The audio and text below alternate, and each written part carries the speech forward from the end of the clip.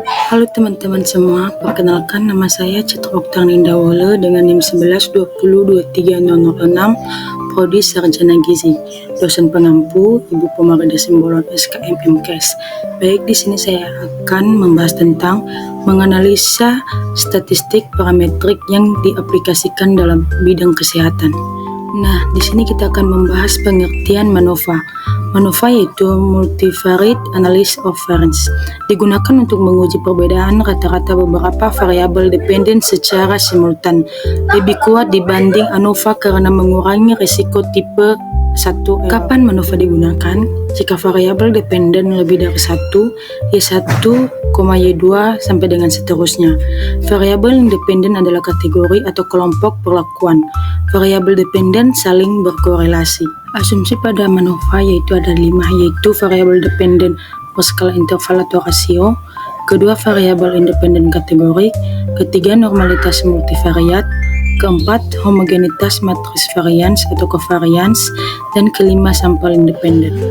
Jadi model umum pada MANOVA adalah yang sebagai berikut, yang dimana UK sama dengan rata-rata variabel dependen ke K, TIK sama dengan efek perlakuan ke I, EIJK sama dengan galat. Hipotesis MANOVA yang dimana HO tidak ada perbedaan faktor rata-rata antar kelompok dan H1 ada perbedaan untuk minimal satu variabel dependen. Dan di sini juga kita akan membahas statistik uji MANOVA menggunakan Wilks lambda, yang dimana Y kecil perbedaan antar kelompok besar, dilanjutkan transformasi F untuk pengambilan keputusan. Contoh perhitungan manual kasus yang pertama dalam makalah yaitu lambda sama dengan 0,635, F sama dengan 3,312, F tabel sama dengan 2,55, yang dimana HO ditolak dan ada perbedaan antar kelompok.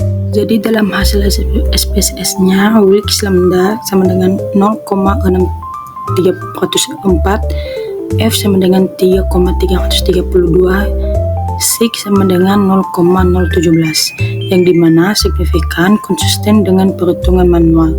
Interpretasi ada perbedaan signifikan pada kedua variabel dependen atau Y1 dan Y2 antar kelompok PGD, AKG, dan PMG.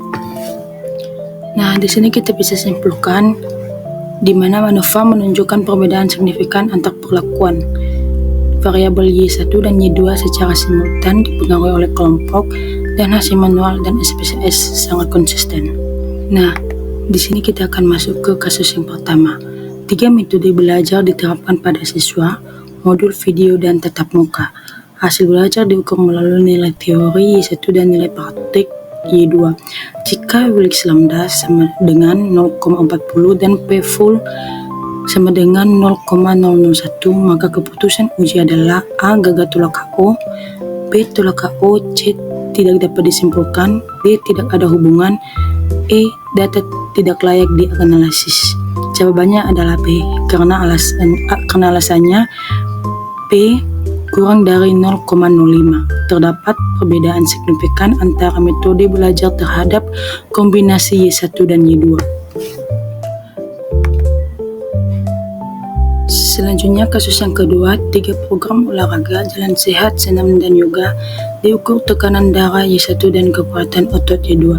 Jika hasil F sama dengan 4,50 dan F tabel 3,15, maka A. HO diterima, B. HO ditolak, C. Variabel independen tidak berpengaruh, D. Data tidak normal, dan E. Analisis harus menggunakan C-square. Jawabannya adalah B. Alasan F hitung besar dari F tabel, HO ditolak, ada perbedaan faktor min antar kelompok olahraga.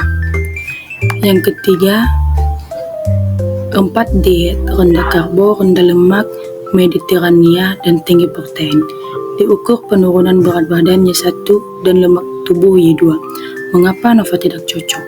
A. Karena ada lebih dari satu variabel dependen, B. Karena dia terlalu banyak, C. Karena sampel kecil, D. Karena variabel dependen kategorik, dan E. Karena variabel independen numerik.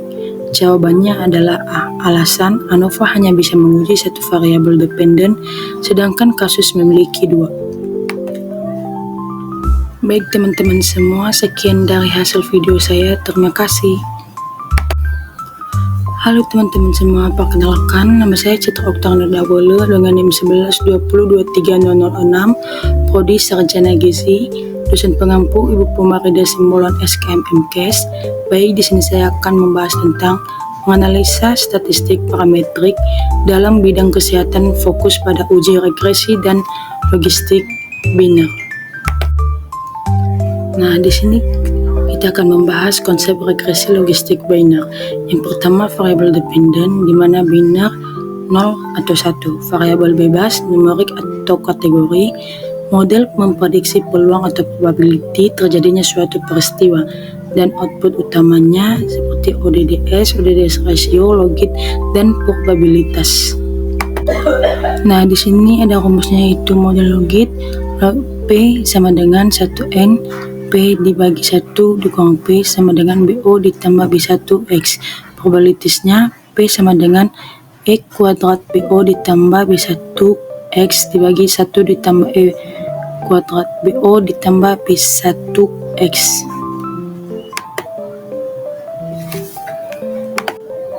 Di sini juga pada prosedur regresi logistik. Yang pertama, tentukan variabel X dan Y, kedua susun tabel kontingensi, ketiga hitung proporsi dan ODDS, keempat hitung ODDS rasio, kelima estimasi parameter, dan keenam interpretasi model.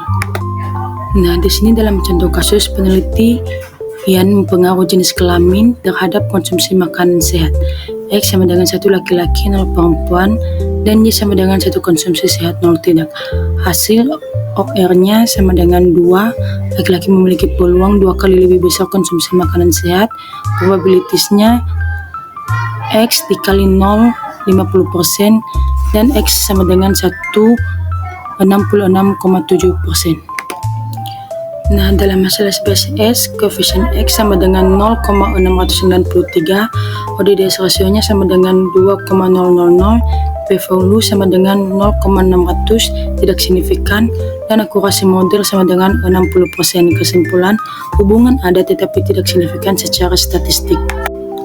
Nah, di sini kita akan masuk ke kasus yang pertama. Model logistiknya P sama dengan min 1 ditambah 1,5X. Jika X sama dengan 1, berapa peluang P? A 0,5, B 0,62, C 0,82, D 0,18, dan E 0,75. Jawabannya adalah B. Perhitungan Z sama dengan min 1 ditambah 1,5 atau 1 sama dengan 0,5. Jadi di sini adalah rumus perhitungannya ya. Selanjutnya kasus yang kedua, uji Hosmer atau Lemeshow menghasilkan P sama dengan 0,72. Apa interpretasinya? A. Model tidak sesuai, B. Model sangat buruk, C. Model cocok untuk data, D. Semua variabel tidak signifikan, dan E. Model harus diulang. Jawabannya adalah C. Alasan karena P besar dari 0,05 atau model dinilai fit. Nah, terakhir kasus yang ketiga, peneliti menemukan OR sama dengan 3,2 untuk variabel merokok terhadap penyakit paru. Apa artinya? A. Perokok memiliki peluang 3,2 kali terkena penyakit paru, B. Merokok tidak berpengaruh, C. Peluang menurun 3,2 kali, D. Risiko setara, E. OR tidak dapat diinterpretasi. Jawabannya adalah A. Alasan OR besar dari 1 berarti meningkatkan peluang kejadian. Baik teman-teman semua, sekian dari hasil video saya. Terima kasih.